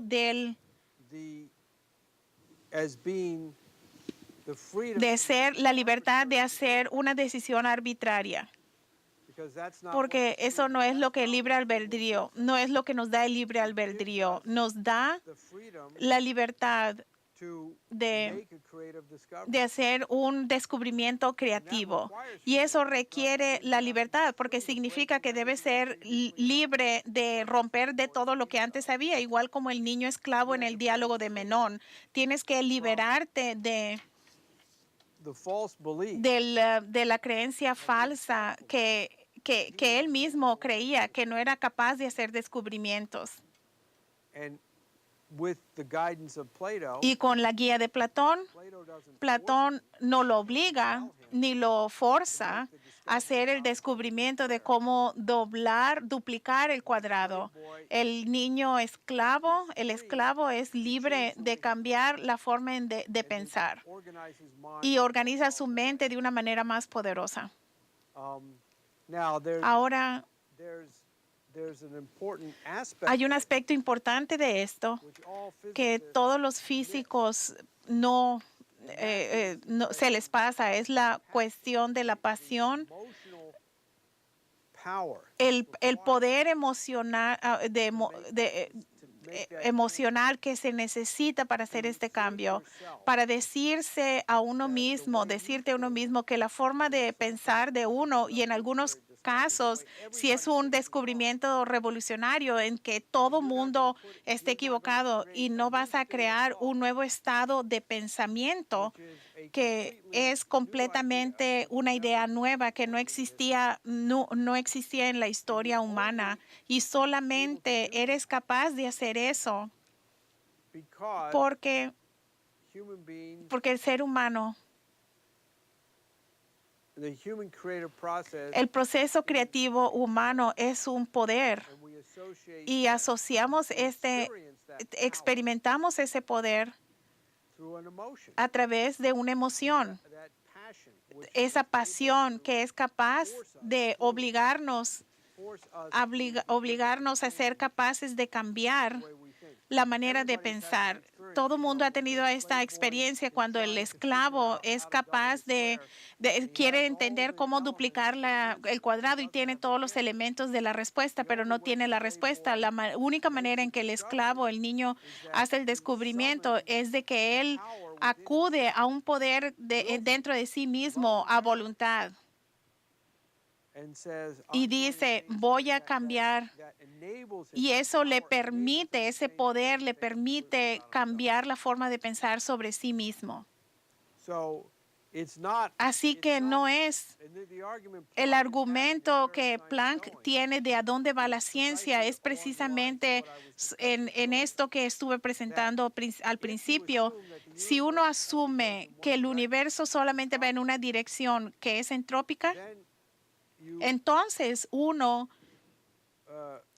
are also assuming también asume all these things that todas I las described cosas que earlier, the universe describí antes, de que el universo es fundamentalmente caótico, then y entonces el libre albedrío se convierte nothing more en nada más que decision to flip la the coin. decisión de lanzar la moneda y ver si es sello o águila, y decimos, puedo hacer una decisión sobre si voy a arrojar la moneda, pero si sale sello o águila es totalmente al azar, y no es lo que es el libre albedrío, y no es lo que Planck dice. Dice, no, él está confundido en esto porque no está dispuesto Put it in the type a of ponerlo en el tipo de términos tan rigurosos como Lin tiene, pero lo que Planck is getting at is está llegando, sin embargo, es con respecto a lo mismo que Lin está diciendo, what Lynn is saying is en donde Lin dice que the that there is irreversibility que la irreversibilidad no solamente va de incremento en la entropía, pero también hay un proceso que expresamos en el pensamiento creativo humano es lo que he estado describiendo. Y una vez que uno hace el descubrimiento, no puedes desbaratar este descubrimiento. Por ejemplo, la reina de Inglaterra quiere reducir la población a 1,000 millones de personas, pero la población del planeta Tierra era como 1,000 millones en 1915. En 1910, ¿ustedes piensan que si reducimos la población a 1,000 millones, las condiciones de vida y el estado de la civilización humana será como era al principio del siglo? no way. De ninguna manera. Entonces uno no puede marcha atrás el progreso de la civilización humana. Como Lynn dijo en la conferencia en Alemania, es el progreso o muerte. No hay manera de dar marcha atrás, pero es un proceso irreversible antientrópico. Por lo tanto, la libertad de la humanidad no es la libertad de hacer cualquier cosa arbitraria, es la libertad de ser capaces de romper con nuestras ideas tontas y desarrollar mejores ideas. Y eso es irreversible. Eso es algo que se ha quitado de la física. El físico moderno quiere resolver esto de dos maneras. Una es decir que el libre albedrío en ese sentido no existe realmente, y eso es lo que Planck decía, que allá iba la ciencia. Pero la otra manera es decir, la humanidad puede tener el libre albedrío de hacer descubrimientos creativos, pero el universo físico es diferente. El universo físico solamente puede ir hacia la entropía, pero eso para mí no se puede aceptar, porque puedes tener un universo que tiene dos procesos diferentes en él. La tendencia total del universo es irreversible entrópicamente. Sin embargo, la mente humana es antientrópica. ¿Cómo puede existir esto en el universo? Si eso fuera verdad, entonces todo lo que hace el hombre últimamente no vale para nada, porque la entropía del universo va a tomar control y vamos a volver a donde empezamos. Yo digo que, para parafrasear a Lincoln, que decía que una casa dividida no puede mantenerse de pie, no puedes estar la mitad esclavos y la mitad libres. Un universo no puede existir la mitad entrópico y la mitad antientrópico, es una cosa u otra. Y si todo fuera entrópico, entonces el hombre no puede existir. Y si el hombre existe, entonces el universo debe ser antientrópico.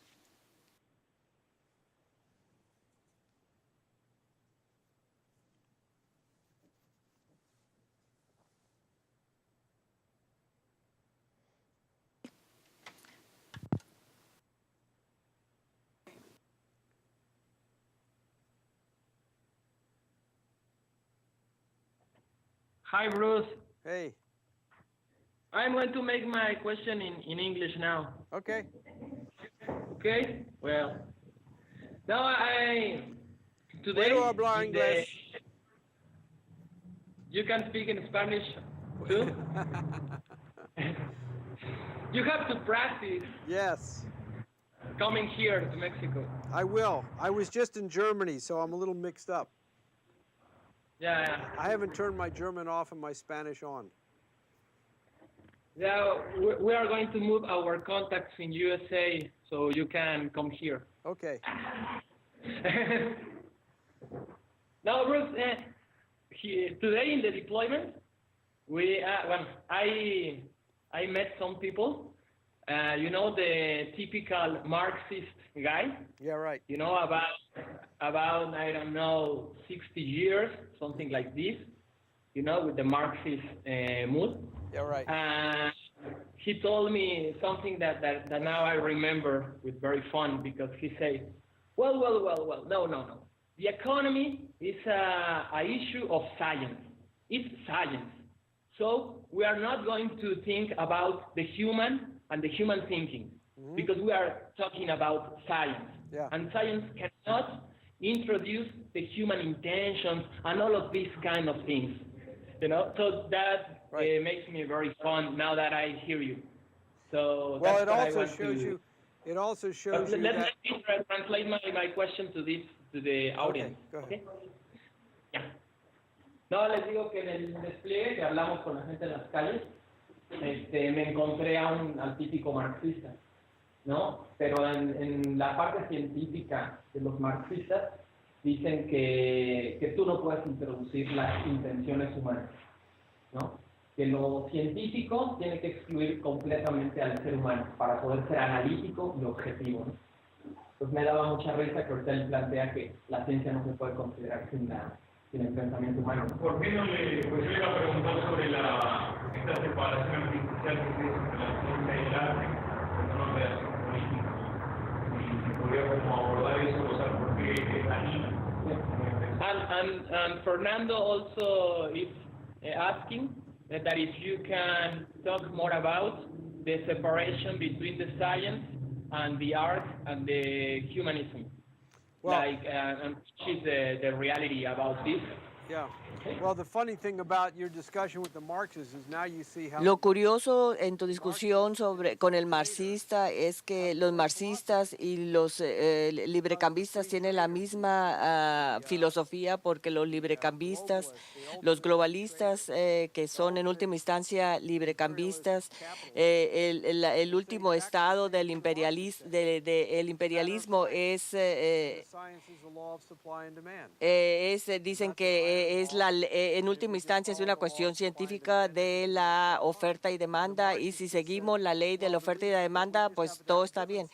Así que el marxista solo dice es una ley distinta, no es la ley de la oferta y la demanda, es esta idea marxista sobre la organización de los medios de producción de la clase trabajadora o algo parecido, pero es la misma falacia, porque ambos, los librecambistas y los marxistas, no tienen ideas sobre cuál es el propósito de la economía. ¿Qué es lo que generamos? ¿Qué es la producción principal? ¿Qué es lo que produce la mejor producción de una economía? No son productos, son ideas, ideas creativas.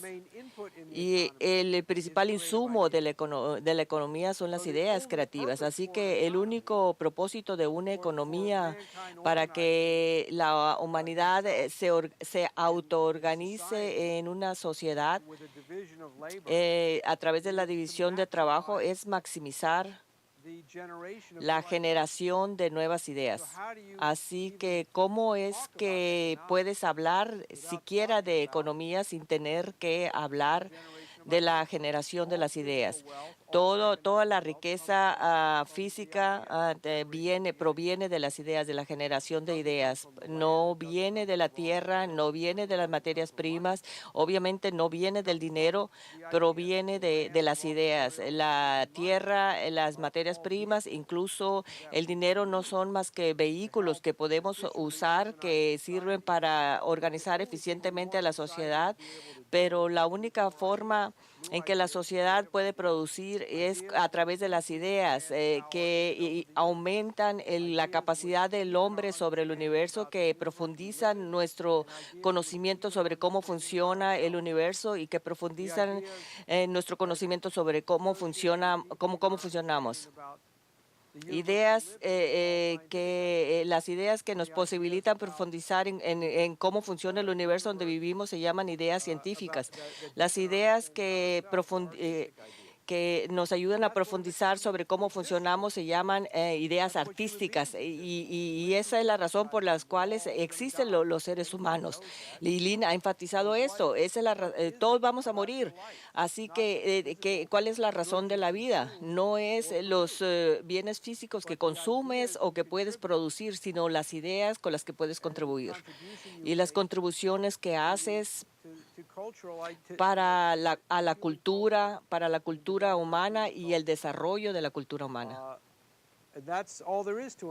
Y esa es toda la razón de una economía y las ideas económicas. Y en última instancia, cuando lo piensas, esa es toda la razón para las ciencias. ¿Por qué estudiamos ciencias? Para obtener un grado, para aprobar exámenes, para escribir libros.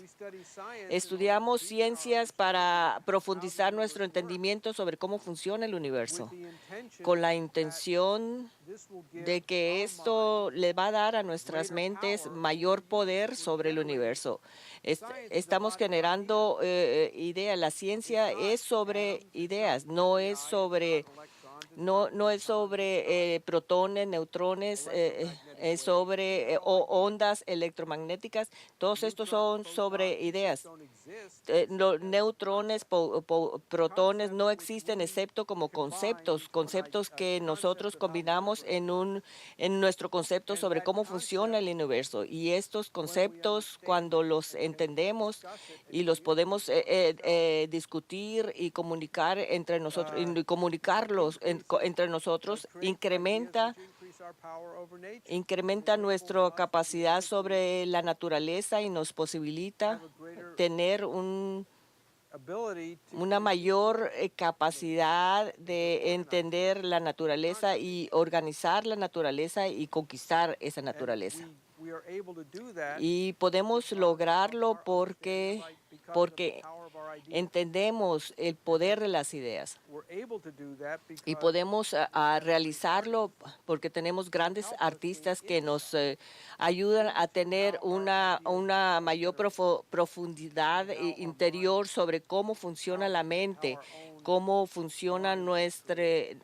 nuestra mente funciona creativamente. Esa es la conexión y ese es el principal problema con los marxistas y con los librecambistas, con los newtonianos y con los de la física cuántica. Y también con los artistas modernistas que tratan de crear un universo en donde la mente humana no tiene ninguna participación. Y al hacerlo, lo único que está haciendo es hacerte tonto.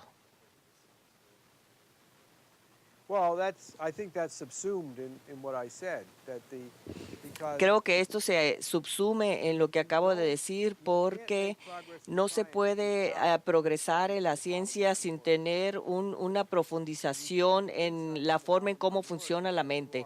Y profundizar en cómo funciona la mente no se puede lograr si no se hace a través del arte. Y por eso se puede ver que los grandes científicos en realidad también eran grandes artistas, porque un gran científico encuentra en el arte clásico su propia creatividad. Y esta idea de separación del arte y la ciencia es totalmente artificial.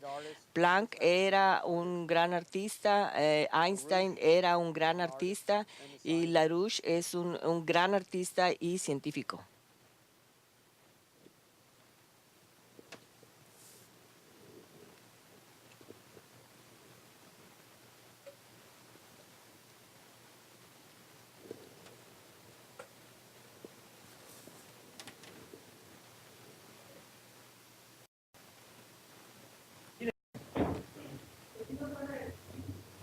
Well, Bruce,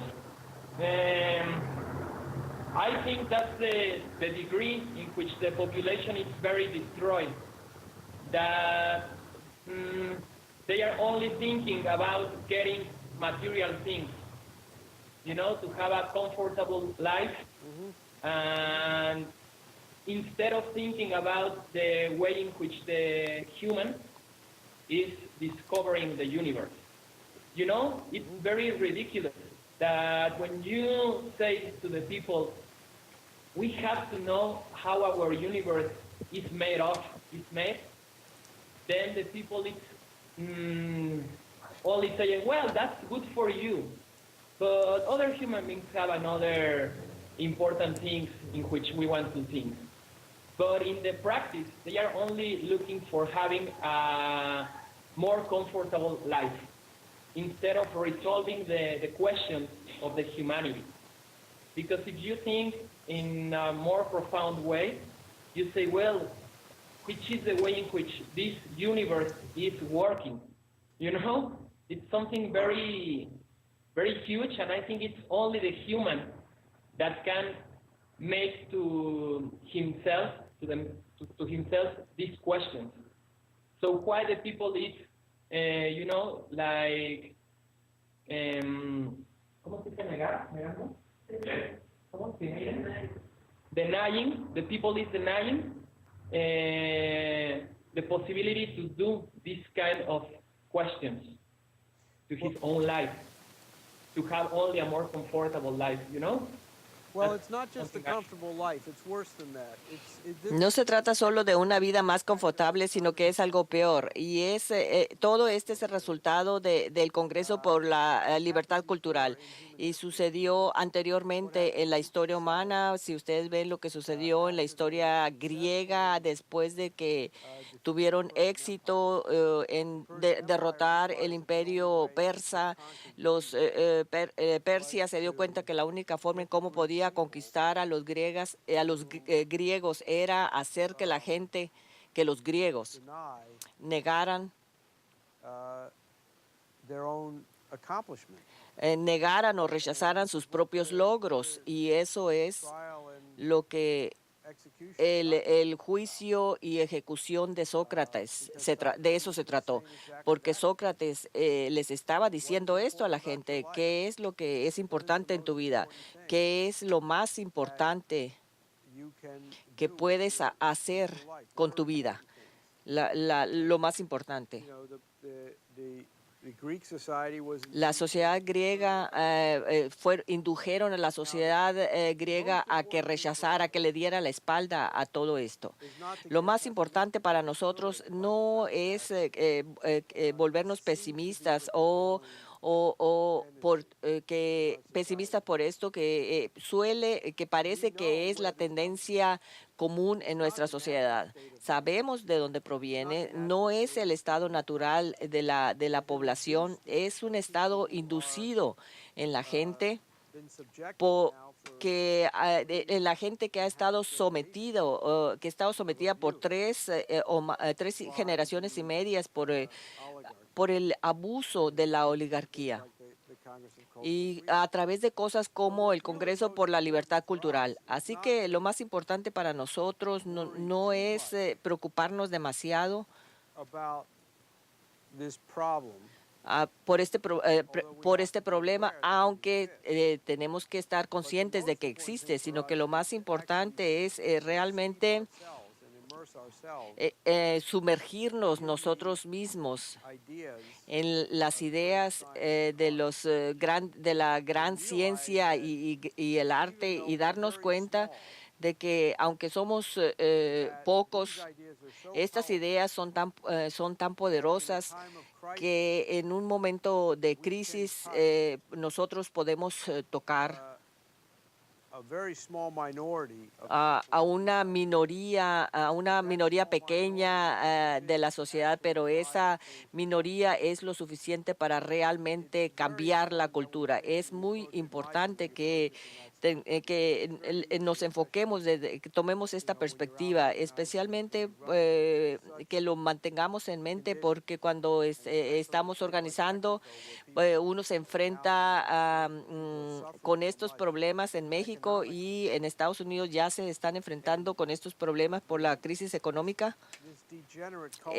donde esta cultura degenerada es como un narcótico, en donde donde la gente se refugia porque los hace olvidar el sufrimiento de los problemas por los que están pasando.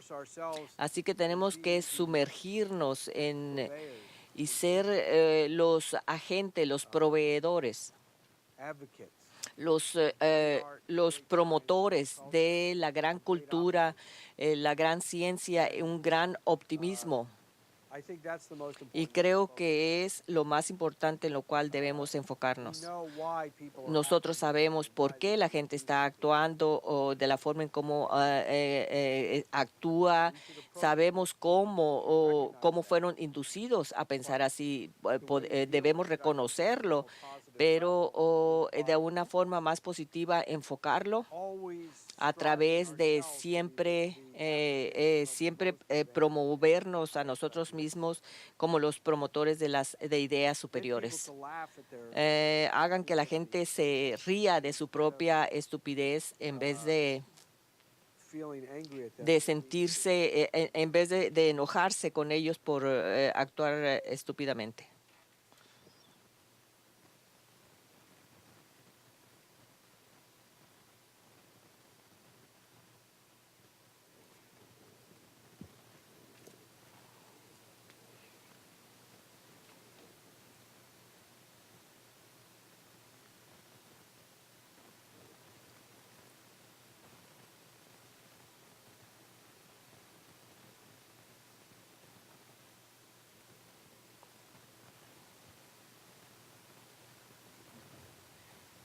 entonces aquí me piden que te pase el mensaje de que éramos 4, ahora somos 14. They want me to let you know that we were 4 and now we are 14. All right. Y bueno, no se pudo romper cierto ambiente de timidez, pero me gustaría que nos dieras un mensaje final.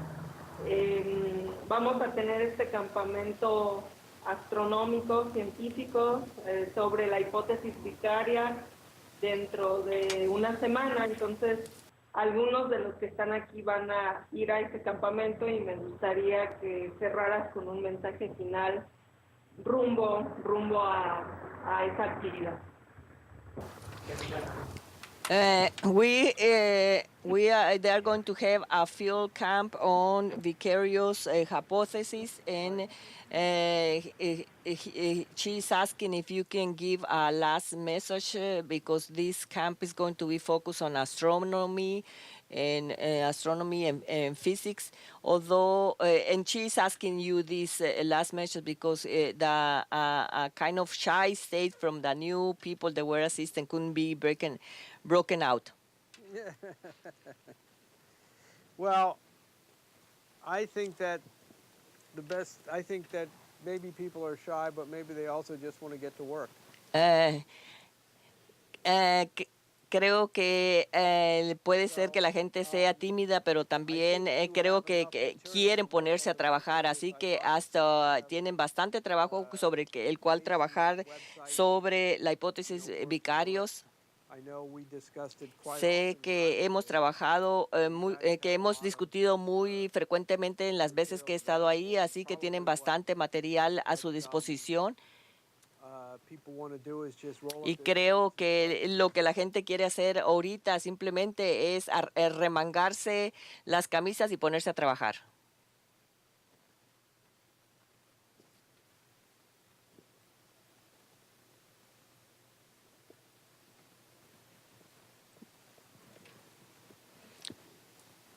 Bueno, Bruce, muchísimas gracias.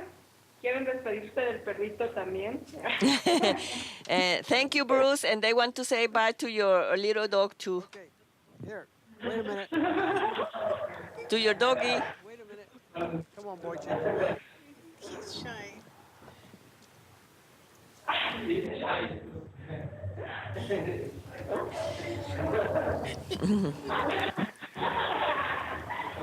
Wave goodbye. Ok, díganle adiós al Boyshek. Okay, see you soon. Nos vemos pronto. Chao. Ciao. Chao. Adiós.